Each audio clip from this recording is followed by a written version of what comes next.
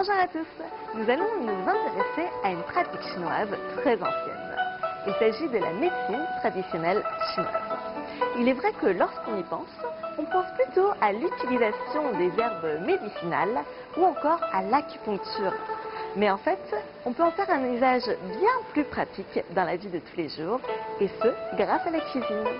Dans notre série spéciale, nous allons donc essayer d'appliquer la médecine traditionnelle chinoise à la cuisine.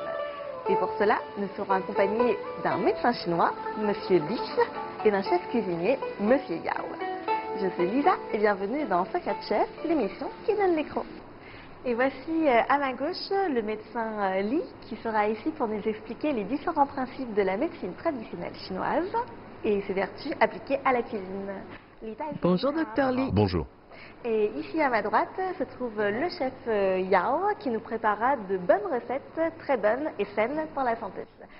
Bonjour chef Yao. Bonjour. Je vous ai préparé une infusion. Buvons tout en parlant. C'est une infusion parfaite pour le printemps. La médecine chinoise a une histoire de près de 3000 ans. Depuis longtemps, on a découvert que l'homme s'adaptait à la nature pour être en harmonie. On a aussi découvert que chaque saison avait ses produits frais différents et qu'ils représentaient des caractéristiques propres à la saison. Dans la diététique chinoise, on doit s'adapter aux caractéristiques climatiques des 4 saisons.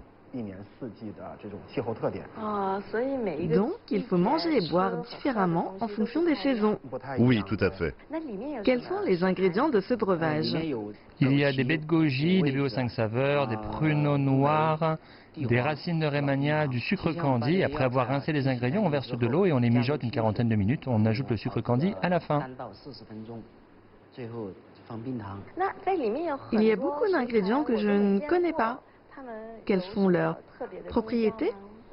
Commençons par les baies de goji. C'est un élément que nous les Chinois utilisons beaucoup. Son surnom est le fruit de la longévité. Ses principales propriétés sont d'améliorer notre système immunitaire, de combattre le vieillissement et de donner bonne mine.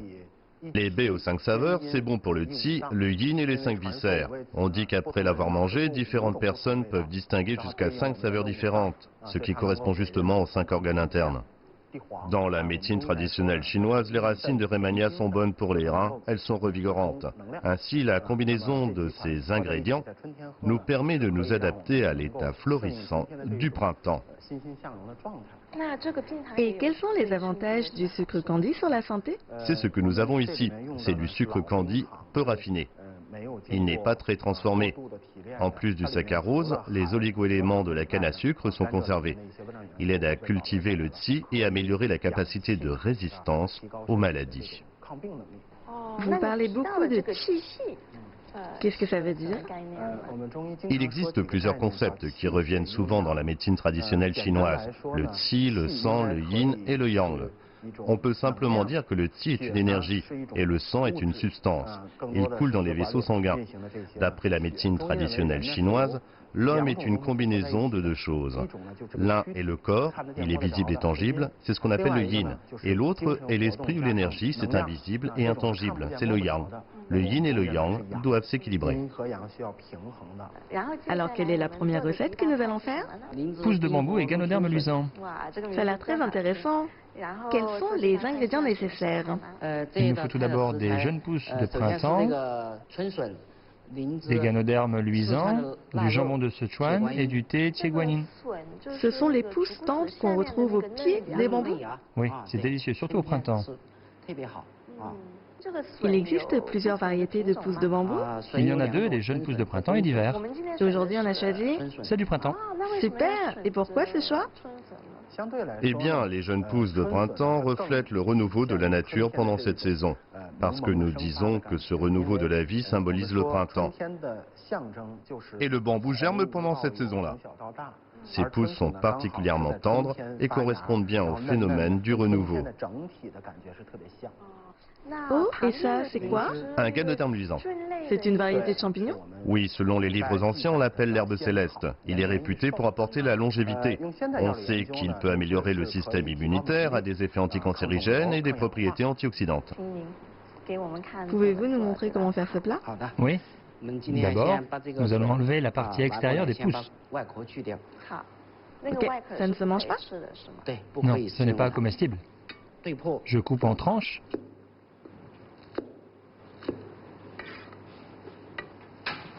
J'allume le feu, je vais les faire revenir. Maintenant, on ajoute un peu d'huile et ensuite du gingembre. Du gingembre prédécoupé. Oui. Notre jambon Pourquoi on en ajoute? pour donner du goût. Le porc nourrit le yin et aide à fortifier les reins. C'est de l'eau bouillante. Oui, c'est ça. En fait, après l'avoir versé, on le fait cuire à nouveau. Oui, pour que les pousses prennent la saveur du jambon. Maintenant, on ajoute le ganoderme luisant. Ça a l'air très dur. Oui, il faut le tremper pour le ramollir. Oui, on ajoute du thé Tiegwani. On est obligé de choisir cette variété? Par rapport à d'autres variétés de thé, c'est celui qui correspond le mieux à cette recette. Le thé guanyin est un thé semi-fermenté. C'est quelque part entre le thé vert et le thé noir. En médecine traditionnelle chinoise, il y a des ingrédients qu'on considère comme froids et d'autres chauds. Eh bien, le thé guanyin est entre les deux. On met un peu de sel. Il n'y a que du sel comme assaisonnement. Oui, parce que l'on préconise la fraîcheur des jeunes pousses de bambou du printemps. On mijote pendant 7 à 8 minutes. Très bien. Le temps est écoulé. Super. Maintenant, on peut les sortir. On les enveloppe dans des feuilles de lotus. On ajoute notre jambon et le ganoderme luisant. Les feuilles de thé, ça se mange? Bien sûr, on enveloppe grossièrement.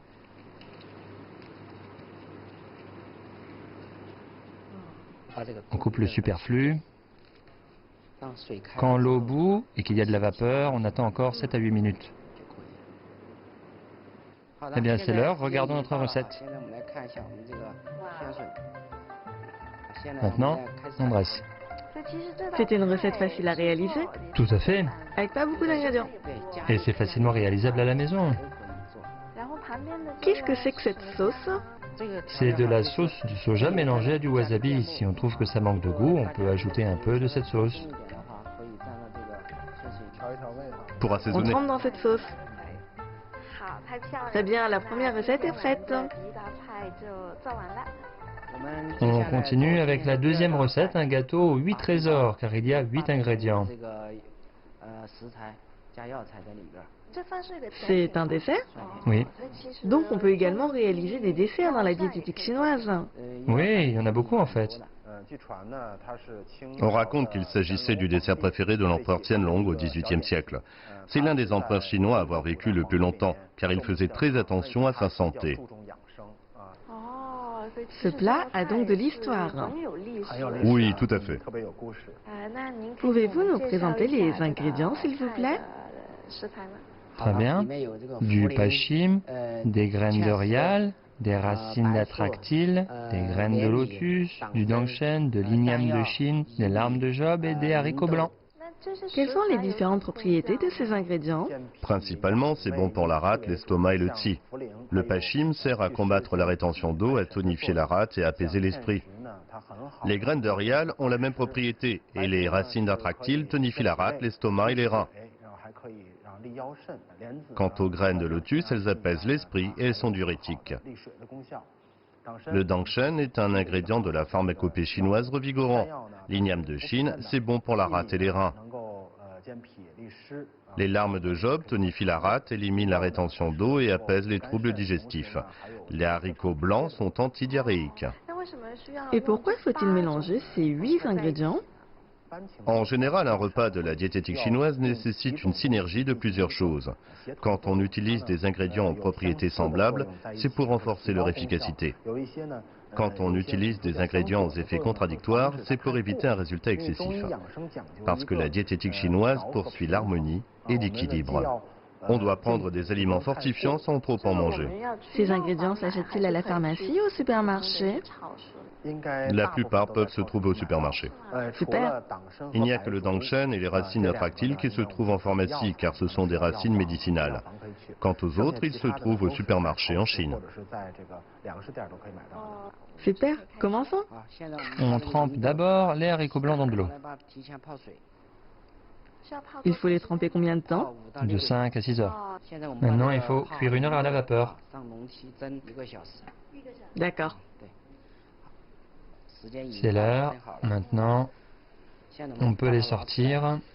Chez vous, vous pouvez les transformer en poudre à l'aide d'un mixeur. Et pour les autres ingrédients? Il suffit juste de les transformer en poudre sans les cuire au préalable. On sent bien l'amertume caractéristique des médicaments traditionnels chinois. On verse la poudre de haricots blancs, les autres ingrédients. Enfin, on ajoute un peu de miel, un peu de fécule de pomme de terre qui a un rôle de liant. On mélange bien. On n'a pas ajouté de sucre, sauf un peu de miel. Oui, le miel est sucré naturellement. On le met dans le moule. Ok, il faut bien appuyer. C'est beau! C'est comme une fleur. Ok, maintenant le gâteau aux 8 trésors est prêt. Ensuite, on le fait cuire à la vapeur pendant 5 minutes. C'est rapide. Oui, Il y a de l'eau en dessous. oui. Maintenant, c'est l'heure. Ça se mange chaud ou froid? C'est meilleur chaud. Pourquoi est-ce une recette de printemps? Parce que le gâteau aux 8 trésors comporte deux bienfaits. Il est d'une part bénéfique au qi, d'autre part au sang. Comme la mission principale au printemps est d'entretenir le gan, le système du foie en sorte de faciliter le qi du foie et fortifier le sang, il faut trouver un équilibre parfait entre les deux. Le can, c'est un homonyme du foie. Oui, mais la compréhension de la médecine traditionnelle chinoise des 5 organes est différente de celle de la médecine occidentale. Selon nous, les 5 organes représentent 5 systèmes. Le système du foie représente notre système endocrinien et une partie du système digestif. Ça a un sens plus large. Oui, c'est ça. Bien, nous avons réalisé notre deuxième recette.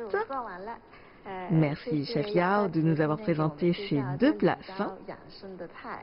Merci Dr Li de nous avoir présenté les concepts de la diététique chinoise. J'en sais un peu plus maintenant. Et maintenant, nous pouvons tout de suite passer à la dégustation. Et voici les deux recettes du printemps que nous avons réalisées aujourd'hui. Elles seraient bonnes pour la santé selon la diététique chinoise. Donc je vais goûter ça. Je vais d'abord ouvrir ce petit paquet et voir ce qu'il y a à l'intérieur. Ça sent super bon. À l'intérieur, on retrouve nos pousses de bambou, notre petite tranche de porc et puis on voit également quelques feuilles de thé. Je vais prendre un morceau. Je vais le tremper dans cette sauce.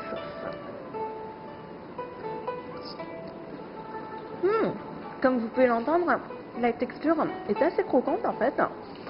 Les pousses de bambou, ça n'a pas trop de goût, c'est juste une petite fraîcheur.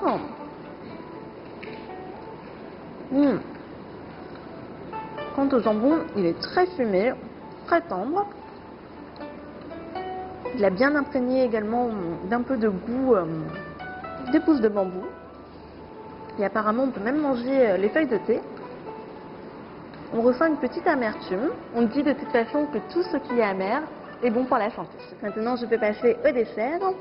C'est magnifique en tout cas, regardez-moi cette fleur. C'est super joli. Je vais directement à la main.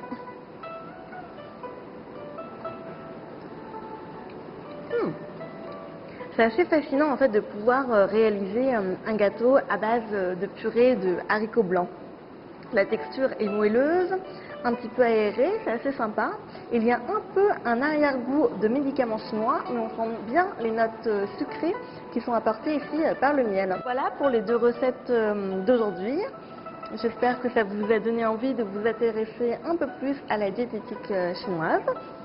Et on se retrouve très prochainement pour le prochain épisode sur ce qu'il faut manger en été.